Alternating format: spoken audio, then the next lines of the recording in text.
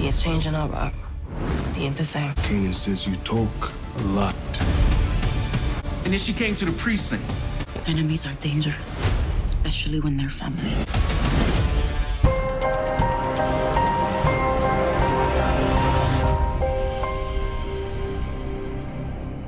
What's up, YouTube?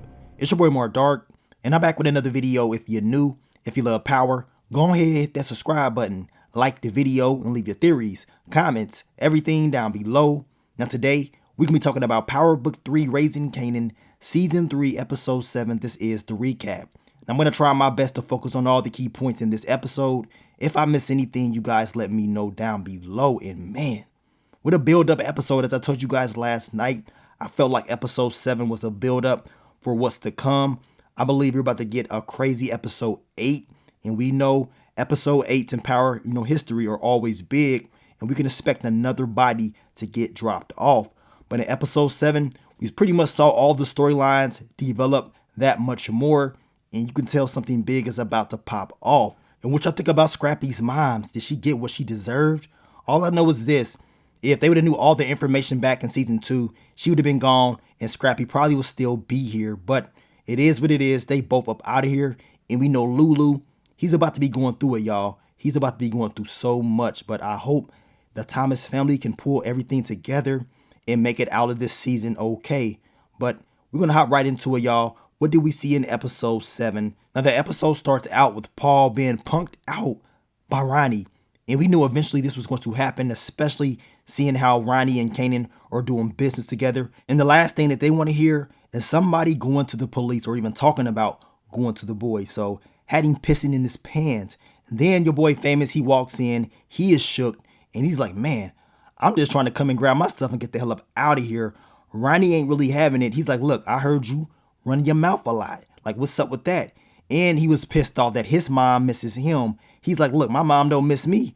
What makes you so damn special? I mean, this dude Ronnie is really on one. Kanan had to step in because Ronnie was looking like he was willing to eliminate Famous right then and there. But Famous was kind of upset, like, really, Kanan? You told this weirdo our business? Now, before Famous left, we know he went to that room and he grabbed that strap. The same strap, I'm pretty sure that he dropped Freddy off with, right? Now, for him to hold this and them showing us this lets us know this will come back up. Famous, you gotta be smarter than that, man. You don't want this coming back on you, but I got that funny feeling this will. It got to come back on him by the end of the season. You guys let me know what y'all thought about that. Now, Rock, she goes to Quan because she wants to take over Unique's former operations. And at first he was like, nah, I'm good. I don't want to do any business with you. But then he said, you know what? I'm going to give you 2 months. If you can make some type of profit, we got a deal. It's going to be cool. So y'all know Rock, that's exactly what she was trying to do this episode. And she had to go to the Chinese spot to see who was really running that operation as well. Now, Howard, he's having a conversation with Tanner, trying to get more intel on this whole Marvin thing, just trying to see, exactly what they got on him. Now, while he's having this conversation, we know Detective Pang, he walks up in there and he has Chantel and she's running her mouth. I mean, you can hear her before you see her. And Howard was like, screw this, let me go and talk to her and see what time it is. So he's able to go in there, maneuver his way to get her to tell him what went down. And she tells him Lulu told her what had happened to her son. And of course he was drunk, but it is what it is. Now Howard tells her don't tell nobody because that type of intel probably would not hold up in court anyway because he was drunk. But he does not want her going out there talking, which played in his favor because he was able to, give Rock this information. That way she can be taken out by the end of the episode. And we get to Marvin. He makes a visit to Gerald. Gerald's dumbass got his kids in the car while he in there doing drugs.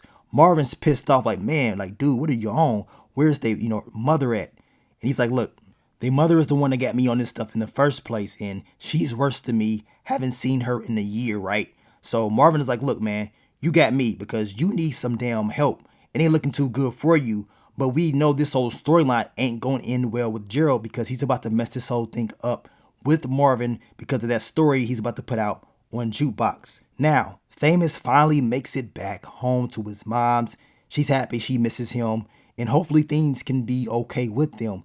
But I'm going to tell you right now, it's not going to be because once that strap gets revealed and found by law enforcement, y'all already know what time it is, man. Your boy Famous probably is going to get locked up as the fans are predicting, but we shall see. Now Nakia, she tells the girls that they're going to be opening up at the mall for Shanice, and they're all happy. This is good news. And they're taking, some photos, and guess who's up front? Guess who wants all the attention? Crystal. And Crystal, she will be a problem. I cannot wait to see how this whole storyline is going to develop with her character.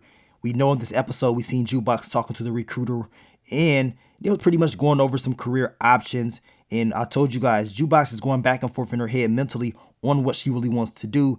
But we know her future will be in law enforcement. So this music thing is going to be short-lived in my opinion. Now, Howard, he goes to Rock, letting her know that Lulu, he's a damn drunk. And he was telling, Chantel all of what happened with Scrappy, and that needs to be fixed soon. But Howard, he was trying to make it seem like it was all Rock's fault. But Rock told him, you just trying to cover yourself because you don't want this coming back on you because of the intel about Scrappy. So we're basically in the same boat. And she does ask him about the task force. Do they have any more intel or whatever? And he didn't tell her anything, y'all. Howard has the information about Marvin. He did not tell Rock this information. That's because he's trying to keep it for himself and probably use it as a leverage. But that's going to be a major issue for this family. Your boy Marvin, he should be okay. I'm hoping and praying that Uncle Marvin ain't going to go down for all of this, but we shall see. Now Rock goes to the Chinese spot, her and Marvin, to see if they can make a deal, but they're not really trying to do any business with her. They let her know that they just managed the place. His uncle owns the place, right? So we finally get introduced to this guy right here. And he tells Rock that he's willing to do business with them, but he wants a percentage. So that means he gets a percentage depending on how good or bad the business does. And he owns 20 restaurants. Now Rock, she wants to go and look at these restaurants first before she makes that final move with this guy, which was smart because now she can see how they operate and she can see who works at what restaurant and, if it's a smart deal for her. Now, we get to Aisha and Jukebox. Now, Aisha, she's in the bathroom throwing up once again. Some of you guys say she could be pregnant. I've been seeing some of you guys say it could be an eating disorder. And to be honest, I would not be surprised if that is the case. I mean, she's probably not even having sex based off that scene that we saw her and Kanan in at the movies. Now, Crystal and Kanan, they was talking, and we can tell Crystal, she's liking this attention. And we already know Kanan, he gonna hook up with her at the end of the episode. Now, Jukebox comes out, letting Kanan know that she's really not liking that he's hanging around snapping Pop Henry. And we already know she does not want him messing this up with Aisha. Now, Jukebox does warn Crystal to stay away from her cousin. She's trying to tell her, you don't want these problems, but based off Crystal's actions in this episode, she may be all about these problems. Now we get to the date between Aisha and Kanan. And Kanan, he is pressing her, y'all. He is trying to, get in that. But she's like, nah, I don't really want you touching on me like that. Let's take it slow. Kanan ain't having it. They get into an argument and she ends up leaving, right? So I know the theory about maybe she's pregnant. Maybe that's out of the picture because to me, it seems like she's not even getting her freak on like that. And this could be that, eating disorder that you guys have been talking about. So y'all let me know down below what y'all think this is going to be all about. Now, throughout the episode, we've seen Rock. She's going to these different locations of these restaurants. She is trying to see how they're operating, who is working at what restaurant or whatever. This is great background research for Rock. I mean, maybe if she would have used this technique on Tremont, she would have been in a better position.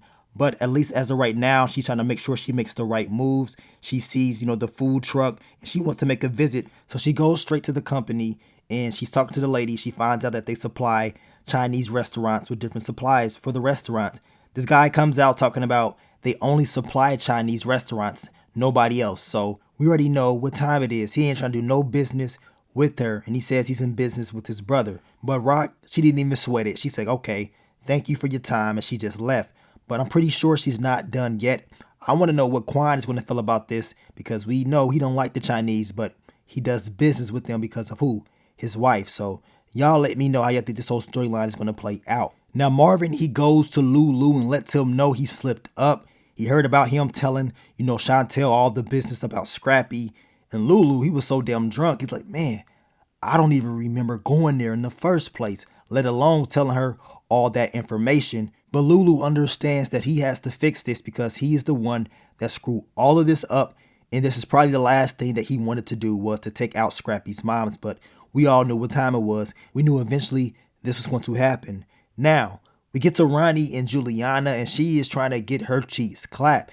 She's trying to get her freak on, y'all. But Ronnie, he's just sitting there, no emotion at all. Was looking like he was about to lose his damn virginity from the looks of it. Now, Pernissa, she walks up in there and she's like, what the hell is going on? Why are you even kicking it with the bodega lady in the first place? She was pissed off at him. Ronnie's telling her she needs to leave. You supposed to be at your mom's and all that stuff. And we know that Juliana ended up telling him, you need to fix this because she don't like you. It's quite obvious, right?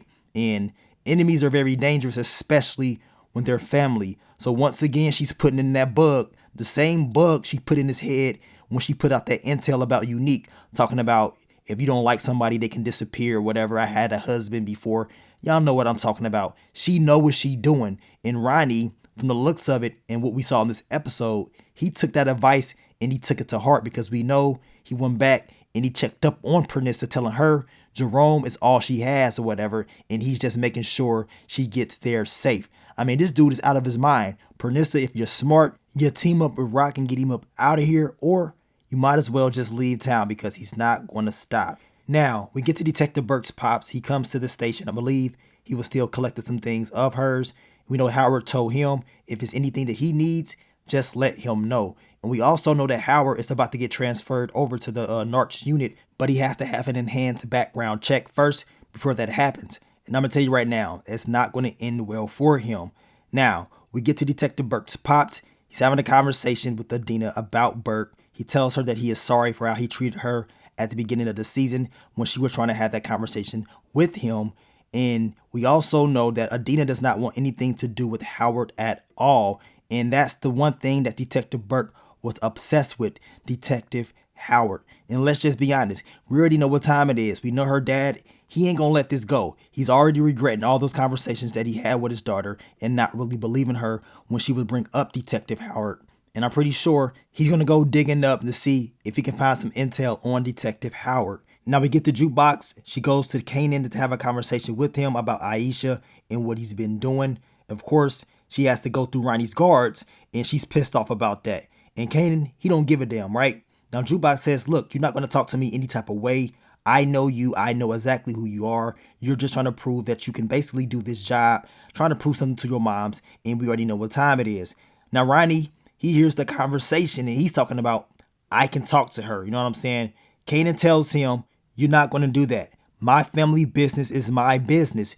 You have nothing to do with that. And as I told you guys, all this is a setup for Kanan to eventually make a move on Ronnie, because we know Ronnie most likely is going to try to do something to Kanan's family, whether it's Jukebox or even his mom's. And Kanan, he ain't going to go for that. Now Lulu moms pops up at the club talking about she needs some more money and all that. So Lulu gives her a little bit of cash. Of course, she's not appreciative, talking about, I heard you are part owner. I know you got more than that. Places like this destroyed your pops. Lulu tells her that's not true, right? And we can tell that Lulu wanted to put blame on her, but that's just me. Now, we get to Jukebox and Rock, and Jukebox is telling her all the intel about Kanan. He's changing up. He's kicking it with Ronnie. He's kicking it with Snapping Pop Henry.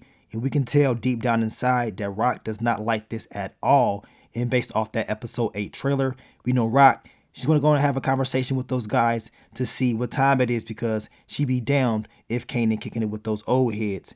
Now, after that, we get to your boy Kanan, and he has popped up over Crystal's spot.